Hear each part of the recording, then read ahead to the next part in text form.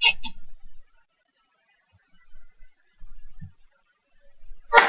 I was 8 years old, I knew I was going to find it. There's no reason that he can't become some 21st century Magic Johnson. He's got real pressure coming now. The media attention will eat you alive. NCAA is messed up. You'll make millions of dollars off one person. I don't have a voice. When things involve money, things change. This is becoming stressful. Ben needs our support. The first pick in the 2016 NBA Draft. One and done. Ben Simmons. Friday, November 4th at 9, only on Showtime. Start your free trial now. Well, it's awesome interview day at the Young Turks. We just talked to Susan Sarandon for a second. And now Joss Whedon all of a sudden out of nowhere! Okay, so Joss has done a stroke.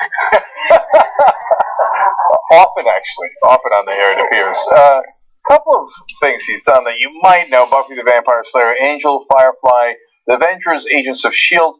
If you ever want to start a nerd fight, ask him what's their favorite Joss Whedon show or movie. No way, man! Firefly's better. No, Buffy's better. It goes on and on. I think it sounds a little more like, well, I think Firefly is quite the thing. I think they're very similar. Is that right? They're all having martinis. Yes. Yeah, I don't know that martini is the drink of choice for nerds. Nerds. Yeah. No, probably not. Okay, and let alone Avengers and okay, all right. So now, by the way, though, before we get started on Save the Day and how we're going to save democracy, actually, mainly Joss. But I'm also going to throw you under the bus because you're also part of the team that wrote Waterworld. So you're not just getting accolades here, okay? But then apparently you saved it with also being part of the team that wrote Toy Story. Mm-hmm. Is that both are correct? Yes, both are correct. All right, okay. I'm just keeping it real with the audience. No, that's okay. Waterworld was an interesting time for me. That's so funny. We have so many connections because we both have a super PAC. I also left a job because they wouldn't let me write a joke about Waterworld. Really? I was a comedy writer for like 2.5 seconds. I worked on like 3 pilots, and in one of them I wanted to write a joke about Waterworld. They're like, "Oh, we'll never get the rights to it if you write a joke about it." I'm like, but then we're supposed to write jokes. We're going to write jokes about it. It's the things about Waterworld. Yeah, makes no sense. Do you now give me permission in hindsight to have written that joke? Oh yeah. Has anybody not made a joke about Waterworld at this point? I know, right? It's actually now like it'd be cliched and annoying. And yeah, I hear you. All right, so look, there's a lot I want to talk about your career too and the super PAC mainly, but let's start with Save the Day, okay? Because the day has to be saved in about 6 days. Mm-hmm. So we got Trump versus Clinton. Okay, for those who don't know the background of your views, so what do you think, Trump or Clinton? I think I'm starting to lean towards Clinton. Lean? Huh. Yeah. Okay. Maybe just in the last 30 years, Clinton more. Okay. I don't think that any of your characters would have moved on anyone like a bitch. Not so much. No, not really. So does your support for Hillary Clinton have anything to do with the incredibly strong female characters you write? Yes, I think that's fair. I mean, I admire a woman who, takes what it takes to live through the barrage of crap that's been thrown at her, and I admire her skill and her ambition. I don't, I'm not voting for her because she's a woman. She's voting for her because I think she's a good politician, and the other guy is a Hindenburg. But yeah, it's meaningful to me that we finally have a female candidate.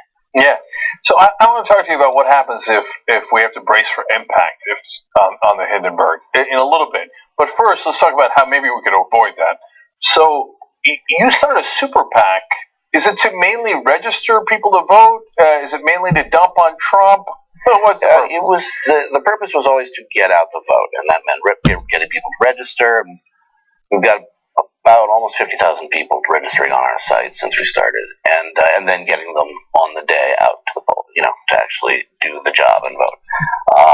Dumping on Trump inevitably happens. You cannot have a conversation, start to get through a sentence about the guy without mentioning that he's a toxic turd. So that happens inevitably, and plus it's a source of humor. One of the, sort of the ethos of Save the Day was that is what we are going to do. That is what voting does. That if you go and you stop this from happening and you elect the right person and you also pay attention to the down ballot, perhaps give us a Senate that will work with the president, things like that, and pay attention to your local issues. You are actually affecting change. You are doing something important. You are saving the day. It's a heroic narrative, but pretty much the same as everything I tell. In fact, I was working with Danny Kaminsky, who's my head of post, and been working with me for a long time, and I was just like, I think we're getting actually more attention for Save the Day than we did for all of the Age of Ultron. And he just said, well, we have a better villain. Well, that's true. You couldn't write a better villain. Because if you wrote it, they would say, oh, come on, man, that's over the top. Yeah, no. Right, a presidential candidate that's going to say stuff like that. Like, if you had written this even 4 years ago, let alone 20 years ago, they would have laughed you out of town. They'd say, that's a comic book character. Now, it wouldn't even happen in the comic books that a guy would say, like, oh, he's running for president, grab him by the pussy, and, the Mexicans are rapists and criminals.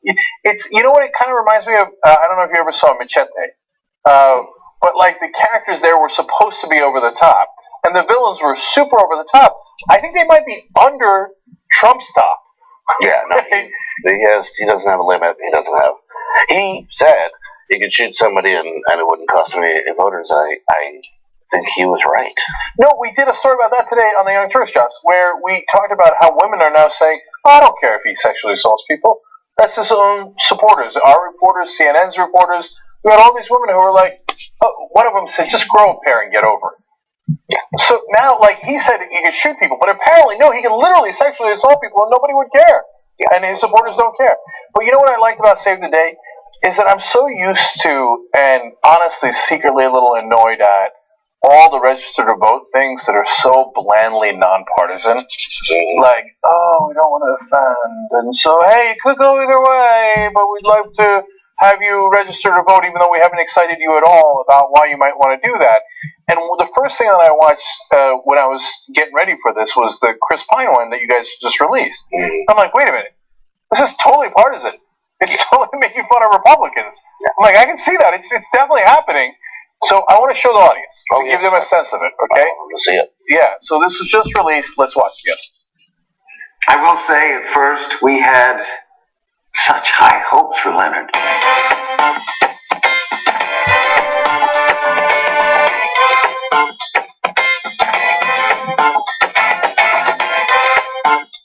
But then right away there were issues. Okay, but when we switch to the new plan, I'll still be covered? The whole company will, even janitorial. No! I want my idea! What idea? That we don't do that! What do we do instead? Well, not that! How come janitorial has all that health stuff? They don't even have cool ties. I don't see how that. I'm shutting down the company. Okay, you can't just shut down. La la la la la. Shutting down the company for a month. I still get paid. He can't just do that, right? Well.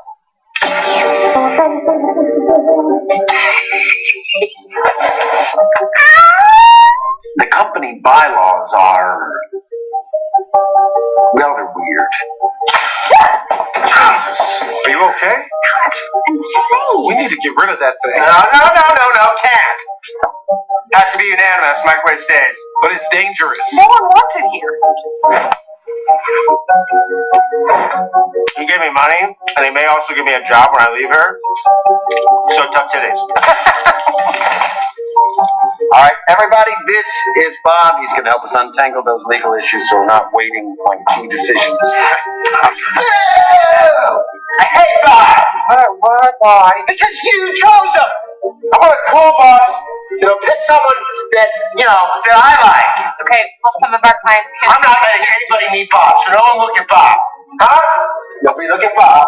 Okay, there's no way he has the authority to do that. That's how you're looking.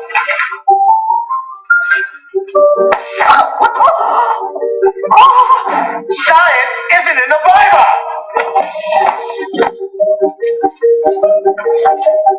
This frightens and arouses me. I am the boss of you. I'm the boss of your whole body. I need to know what's going on in there.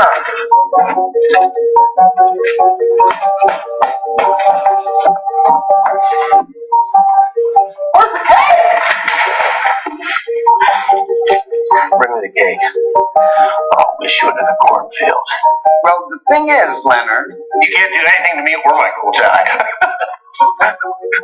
See, we all got together and we voted. Oh shit.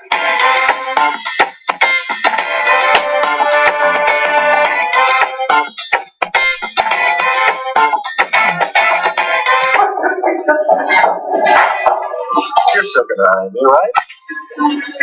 The fire tells me secrets.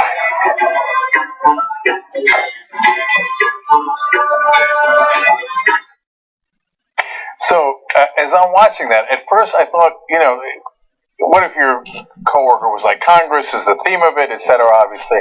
But I'm like, no, he's a Republican. Right? Well, it's the Republican Congress is the, I mean, for all the talk about how insane Trump is, what's been going on in Congress for the last 2 years has been equally mind-numbing, shutting things down, not even hearing about Merrick Garland, about appointing a Supreme Court judge. It's become win at all costs, blatantly win at all costs politics, and it's has nothing to do with really governing. And it's every time the Republicans go, well, I don't know where this monster Trump came from. I mean, they've been building him for 20 years. Yeah, we sometimes call him Trumpenstein. Yeah. Because they built that. And then so now he's marauding through the village. You didn't see that coming? Yeah. You ran the Southern strategy for 40 years and you didn't think that your voters would be slightly racist? And I'm being super kind with slightly? Right? Or that you would create this guy who would then tap into that anger and racism and bigotry and sexism, etc. And so it's that wasn't the bug, that was the feature of the entire Republican Party. So, and J.R. Jackson, our producer, talks about this all the time, where you just pointed out. They only work 111 days. Congress, when he's like, I'm going to take a month off now. I shut it down, I'm going to take a month off. Why? They get paid a lot of money. Why are you only working 111 days? And that's before the shutdowns. Right? Because they don't want to do anything. They don't want to pass laws on your behalf. Once they pass the laws on behalf of their donors, they're done. Their work is done. They got to go home. It is amazing. So do you think, look, my theory is, and that's why I started Wolfpack, is that it's the money. And so as long as there's big money in politics, these Republican officials are going to come in and go, yeah, of course we're not going to work with you. All the idiots in the media talking about, let's just have a golf summit or a beer summit. They're not going to change their minds over a beer. Like, Obama was nice to us. You know what? Okay, I'll vote against the interests of my donors. So I think the Republican Party mainly got taken over by the donors more than anything else. Yeah. What's your take on that? I mean, that's what the microwave section is. It's all about the NRA and the fact that they not only give them a ton of money, but they tend to offer them jobs as lobbyists when they're done in government. So it's absolutely toxic. Taking the big money out of politics is something I believe very strongly in. You obviously started a super PAC entirely for that reason. Yep. We were referring to Save the Day as the super PAC to end all super PACs. No, because we wanted to end them all. But, I'm thinking of suing you. Then, well, no, that's copyrighted now. We got that. You copyrighted it? It's too late, yeah. And we're selling T-shirts. You're making a mint. No, you can't make money with super PAC. No, I think you definitely had the idea first, and but I'm glad that more than just us have it because it's necessary. Oh, I got an idea for a Joss Whedon movie. Okay. Ooh. So I hear you kill off all the cool characters. So it's all the super PACs fight, and one by one they all get killed off. And at the end, Monster Island, okay. Yeah, and at the end only one can survive. And could you imagine at the end it's just Save the Day versus Wolfpack? How badass that would be. I'll tell you right now, go for the eyes. I use hamster technique, and I go straight for the eyes. Well, you're screwed. I got a whole wolf pack, so you're going for the hamster technique is going to take them all the down. last words of your pack is going to be "Save the day." Okay. Anyway, but you actually look. I hopefully put together a volunteer army. Not hopefully. Let's keep it real. There's no need for it. 33,000 people volunteer at Wolfpack, all throughout the country, 50 states, etc. But you did something that not a lot of people do. You put your money behind it. So a lot of people talk, but and so you put a good amount of money into Save the Day to get people to register to vote so they can actually make a difference. I only know how to do one thing really, and that's tell stories. So I just wanted to like hit people with little narratives about just to make them laugh, give them a respite from hating everybody, maybe, but and then remind them occasionally these guys are being idiots, or we're all in the same thing, or you can be powerful in this way. So I just was like, I need to become a mini studio, and I didn't have time because it was late in the game. This was, already during the Democratic National Convention. I didn't have time to go hunting for money,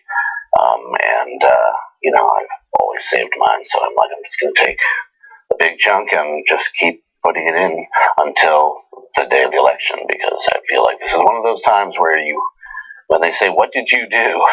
Yeah, you have to say everything.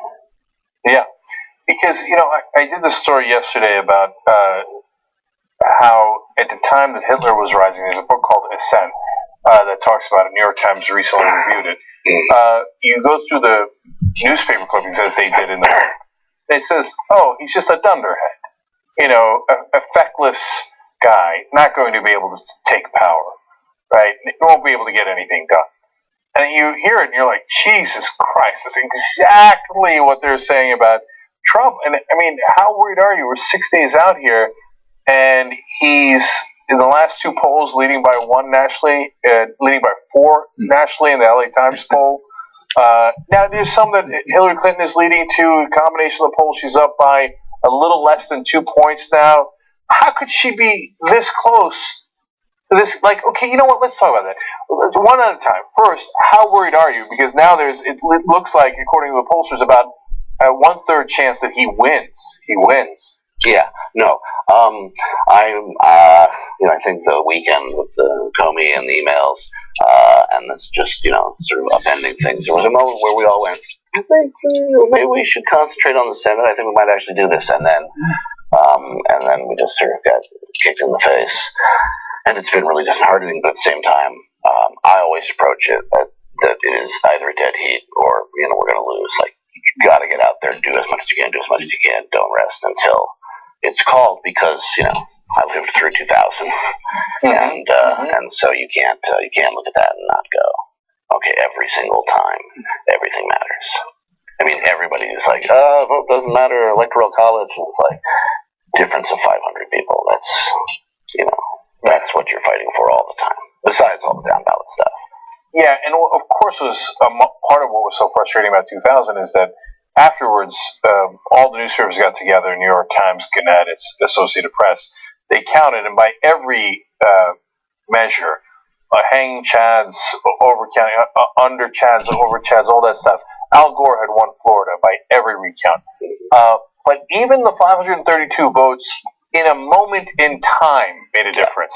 Even if you had won the Electoral College and you won the popular vote, but you were down by 532 when they froze it in time, right, it still made all the difference in the world. Right. So that's why, as you register 50,000 people and hopefully more, among them could be the 532 that makes a difference. Yeah, I mean, I think people get very lost. The Electoral College is a pain in the ass. It makes people crazy. It makes them go. It really makes them think votes are meaningless. Having swing states, having people go, well, our state's blue, red, it doesn't matter. But I think that's very short-sighted, and it makes me crazy when I hear people going. I saw a guy, excuse me, at an energy sort of little energy summit, and he was wearing a shirt that said "Fuck politics, vote Bernie," and I was like, "You're everything I hate." Wonderful guy, but I'm like, it said "Fuck politics, vote Bernie." Oh, I was like, no, that's not. That's voting Trump. That's getting. Even Bernie doesn't want you to do that. Right. And when you get these people who are like, well, my personal ideal hasn't been perfectly realized, therefore, I'm going to light myself on fire. It's very frustrating. Yeah. So my take on that is, no. How we get power back is through politics. So, I mean, I don't know any other way. In a democracy, I hope you're not thinking of another way, right? So the answer is yes, politics, vote Bernie in the primaries. Okay. And so, and even, like, if you, for example, if that guy really followed through in the general election, and let's say he wrote in Bernie Sanders, some people want to do that, obviously, there's other choices, etc. But Bernie's not going to win with your write-in vote. Like, I wrote in against Obama in 2012 in the primaries because I was dissatisfied with Obama as a progressive. I went and wrote in Larry Lessig. I was under no illusion that Larry Lessig was going to win the California primary, right? Larry Lessig's the godfather of getting money out of politics, right? So, but I didn't do it in the general election because in that primary it didn't matter, right? And so that's a literal protest vote. Like, I'm unhappy with the guy. I'm going to make my voice heard in some tiny, tiny way. But in a general election, you got the choice you have. You know who are the possible people who can win. So that doesn't mean you give up. It's not like the election is, and that's it, we're done. Everybody pack it up. We're not going to do anything after this election. We're not going to do activism. There's never going to be another election. No, you live to fight another day. Under Trump, we're not sure that happens, given his views on the press, the First Amendment, let alone everything else. I mean, we literally will start to die. Yeah, and Al Gore came out, and so look, he hasn't been around very much, so it's not like he's looking to get into the press. So, given that context, it apparently takes him quite a lot to come out. And he came out and he's like, "Look, what are we going to do to the environment for 4 years under Trump? He's going to pull us out of the Paris Accords. He's not going to do anything about climate change. He's going to roll back all of Obama's environmental. But that's mental. Yeah. We're literally burning down the planet. And so if you've got to me, the part of what we do at Wolfpack is we have a real political strategy. So we go state by state to call for a convention, and in the convention you could propose an amendment, right? That's in Article 5 of the Constitution, right? So it's not asking pretty please. It's hardball politics. You go into a state with carrots and sticks. So we can do favors for politicians, and we could hurt politicians. That's hardball politics. That's not fuck politics. That's use politics to get what we need. And what we need is an amendment, in my opinion, to get money out. That's the revolution. Amendments are revolutions, not elections. So, but in the meantime, we could have a counter-revolution of Trump. Well, I think, my strategy obviously is more complex. I ask movie stars to act like idiots. It's a little bit different. But, obviously the least interesting thing about the Trump movement is Trump. Like, he is the worst spokesman for anything. He is the most self-sabotaging. But the fact that he cannot be stopped in whatever he's doing is about the kind of anger that's been bred, and it's about, like, some very real problems in the country that aren't just some people are racist. Mm-hmm. And so that is such a massive force, such a wave, and just gets bigger. And because people go, I don't have to care. After all the years of seeing people, blatantly say one thing and meaning another, and after all the years of a lot of anger that's really been created by the Republican Party. That's the amazing thing, and they always manage to roll it over. It's like when the economy collapses, the Tea Party comes in and says it was too much regulation, when it was clearly not enough regulation. And so they find a way to make everybody angrier at the government when they've been trying to stop the government from doing its job, and that's the problem we've had. Not that Clinton wasn't involved in deregulation, not that, the pattern hasn't been going on for a long time, but they really made things fall apart, and then very quickly went, isn't that terrible how somebody else did that? Let me pull this out of this hat. And then, so people just stay angry, and they stay angry at the idea of government. And then, so when this happens, it's an avalanche, it's a giant snowballing. And I think liberals, by definition, are questioning themselves. They're trying to see both sides. And liberals, by definition, in this country, are attacking each other. Like Wolverines, they just cannot, get along. If you think something that's one shade different than I do, then we are mortal enemies, which is idiotic. And even though a lot of people have come together because of Trump,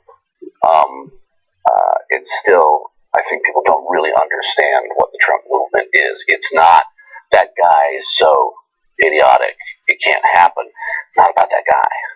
It's about whether there's any good faith in the United States government as a concept, and honestly, there's not. And so the people who are sitting around in their dorm rooms going, 6 of 1, are the worst human beings on the planet, because they can know better and they should. Okay, well, so some of them are going to get pretty pissed at you, so that's going to be awesome. So I want to come back to that in one quick second, but let's note for the record, I did not know that Wolverines attack one another. This close to calling it Wolverine Pack. Disaster avoided. But now, to the core of their anger, though. So I hear you. Yeah, the Republican Party definitely created that environment that you're talking about the last 40 years. Grover Norquist, I believe, said we want to shrink government to the size where you could drown it in a bathtub. So why would you put guys in charge of the government who want to murder the government? They're saying, hey, hire me for a job that I promise I will butcher. Almost literally. Yeah. Right? Well, can you imagine if some accountant came in and said, I'm looking forward to destroying your financial records. Okay, and I'm going to shred them. I'm going to make sure you get audited, and I'm just going to do as bad a job as I can possibly do. You're hired. Okay, and then, which goes to the point of the video we just showed, right? It's amazing. Now, on the other hand, for the people who say, no, but Joss, it's not just the Republicans. The Democratic Party has also been co-opted. They also take donor money, and when you're talking about donor money, Hillary Clinton does as well. Well, I agree with that, and I'm curious what your thoughts on it are. But also part of that is that's why I think that Hillary Clinton's support is so soft that once she runs into any kind of problems, boom, she's tied with Trump. Like no Democratic candidate should be anywhere near tied with Trump. But she kind of is. Yeah. Well, there's a lot of stuff going on there. Yeah. Let's talk about misogyny a little bit. Let's talk about the fact that a lot of Americans, the way they couldn't deal with Obama being president, they can't deal with a woman being president. We're going to see, should she win, 8 years of incredibly sexist behavior in the government, in the highest levels of government, all the time. The way we were seeing startlingly racist comments from people, and under Obama, and there's also the fact that there's been a smear campaign against her since she became a public figure, like a campaign, a deliberate campaign. Nobody gives a fuck about emails. The email thing is everything again. It's a tempest in a teapot. The influence thing is a tempest in a teapot. Giving speeches, which every politician does, none of that stuff means anything, and yet people equate it with. But I've seen that before, where anything they could drum up about Obama. I've seen nice people that I am related to through marriage, but just to be like, well, I don't trust him because that thing, and you're just like, well, no, I don't know. How can you equate the two? It's been going on for so long, and it's been going on at her for so long. But the other thing is that because the Republicans I was like, they're dragging it to the right. I'm like, what is the camera seeing? Is it seeing me go right? Yeah, okay. I'm like, it's right. But you've directed the conversation. But they've taken the conversation so far to the right that this extremism has become their nucleus, and right now it's exploding on them. But it's worked, this sort of like playing to the fringe, and that's sort of dragged, the Democrats to the middle, which is a wishy-washy place. It's not an inspiring place. It's the best place in a lot of ways because you are considering all angles and you're trying to serve the greatest number of people. But it was also very galvanizing to have Bernie come in and say, hey, socialism, that was a grand idea. That was people trying to help each other. It wasn't some evil scheme. It evolved into totalitarianism. But the thought, the idea of it was extraordinary. And let's go back to some of these ideals that we've lost. And that was not only interesting, but sexy for people to hear. And when they lost that, they sort of went, okay, now here we are again in the compromised wishy-washy middle. But the fact of the matter is, that's the middle. This is a gaping abyss with lava and dragons. And I don't understand how it's not the people who are supporting Trump because they're dealing with different issues about what they've been told for all these years and what they feel about the government leaving them behind, and yes, Democrats take money as well. Everybody's going to do that when the system is created. People use the system, but it's the people who are here who are sort of liberal or left leaning or centrist, and they're going, I just don't think it's worth it, or I'm gonna throw it away on Jill Stein, for Gary Johnson. That's what I find like just baffling. Yeah. So look, there's a lot to cover there. Let me just try to synthesize as quickly as I can. First, I think that third-party candidates in a crazy wild election like this 3-4 months ago had some chance. And so I think that was an interesting dialogue. And I've interviewed Jill Stein now 3 times. I interviewed Gary Johnson, and I think that they should have had an airing, and I think the media should have covered them more. Having said that, we're 6 days out, and the last poll had them at 3% and 2%. So if it was a dream that you had, okay, maybe next time. But it's not a. It ain't baseball. It's yeah. It's like there's a point at which you have to win, right? And so those guys at 3% and 2% are not going to win. So like you can hate us for saying that, but that's a fact. So now you can have other reasons for voting for Jill Stein, or for hating us. Oh, right, that's certainly true too, right? So hey, what if you get to 5% in certain states? I hear all that, right? But hey, I don't live in a swing state. I live in California or I live in Texas. Although some polls in Texas have Hillary Clinton within 4 points of Trump. Okay, but anyway, but they're going to win is not one of the reasons you can have, because maybe you could have had that 3 months ago. That you can't have it now, 6 days before the election. It's just not realistic. Now, having said that, I do want to challenge you on a couple of things. So you say misogyny, and I hear you. I was talking to a Democratic voter right after DNC, but he's not a. He's a regular guy. He was my Uber driver. He installs air conditioning, and now, or he used to until he's hurt his back. Real guy from South Jersey, and he's like, "Oh, I don't know, man." I'm like, "Why don't you know about Hillary?" And that's what she was going to say. He was going to say corruption. He's like, "No, she's a woman. What are you going to do?" And I'm like, "I don't know. Vote for her." So, does that exist even among Democrats? Yes. Okay. But I know you support Elizabeth Warren. You wanted her to get into the race way early on, right? If Elizabeth Warren was running now, despite the misogyny and the sexism that exists in the country, I think she'd be up approximately 15 points on Trump. Yeah, honestly, but she'd have the same advantage that Obama had, which is that she's new, and it's honestly has the same advantage that Trump has. Part of Hillary's problem is that she has a track record. Mm-hmm. And so people can go, well, I didn't like this decision, I didn't like that decision. And that's fair, except that, you're putting her up against someone who not only has never made one, but clearly can't. Somebody like Elizabeth Warren, like Bernie, who nobody had heard of before he became, this extraordinary popular guy, like Obama, who was not considered a contender until suddenly he was. It's exciting, it's new, you feel change just in that. But so yes, I agree. Hillary's also not particularly charismatic. Mm-hmm. I mean, she ain't Bill. Mm-hmm. So I hear you on all that, and there's truth into, like, hey, here's a person that's young, not young, but young to politics and dynamic and change, and there's certainly some of that with Elizabeth Warren. But Bernie Sanders had a 40-year track record. They liked him because of his track record, not despite his track record. And I think that the missing part of that puzzle there is that, no, but Hillary Clinton's track record, unlike Bernie's, is I'm going to take the donor money. Now, you would say, I think, and certainly she says, well, I had to. What do you want me to do? Do unilateral disarmament? This is the screwed up system we're in. Well, the other thing you can do is fight against it, right? So, like, one of the things I wanted to do is say, next time, I'm not going to take big donor money. So you can believe me when I tell you that I'm going to spend 4 years fighting like hell to get big money out of politics.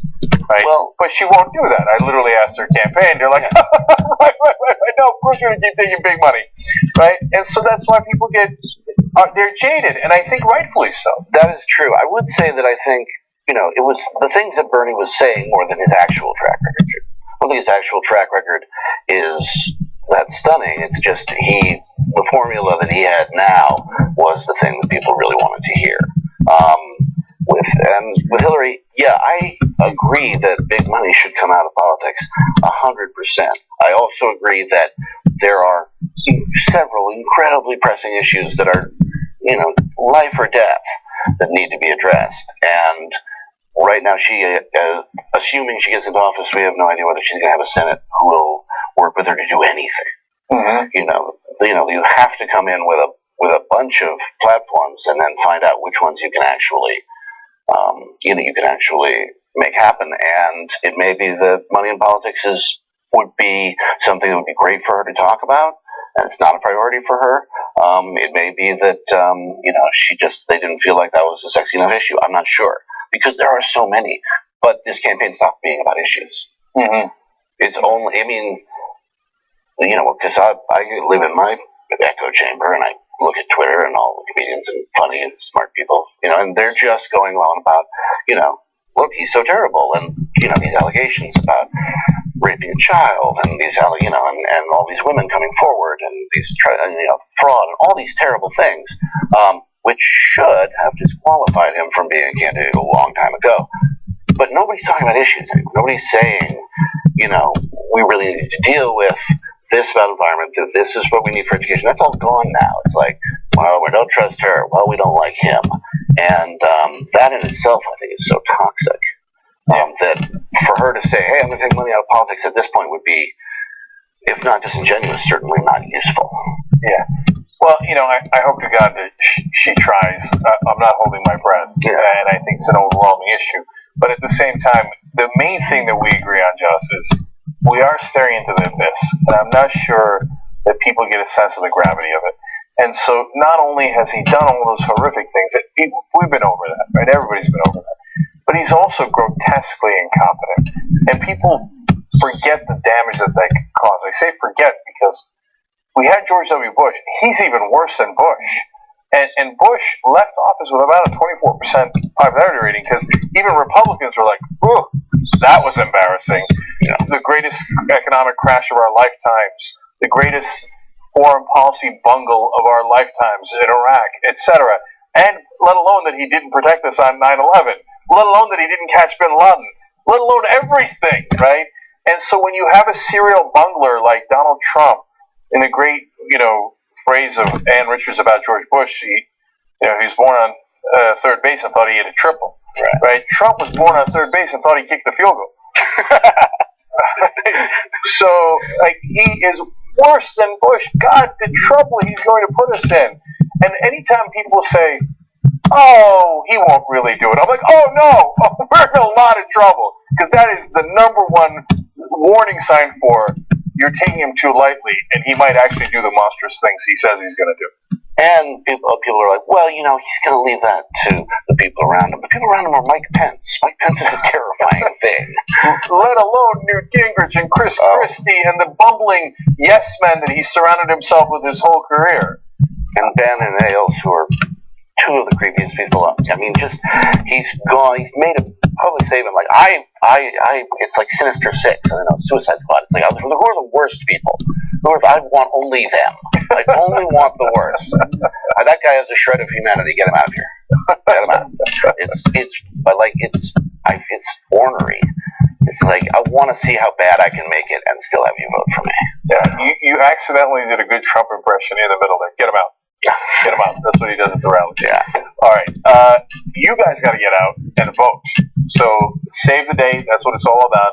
SaveTheDate.com. Register. Vote. Because if you don't voice your opinion any way you want to, right?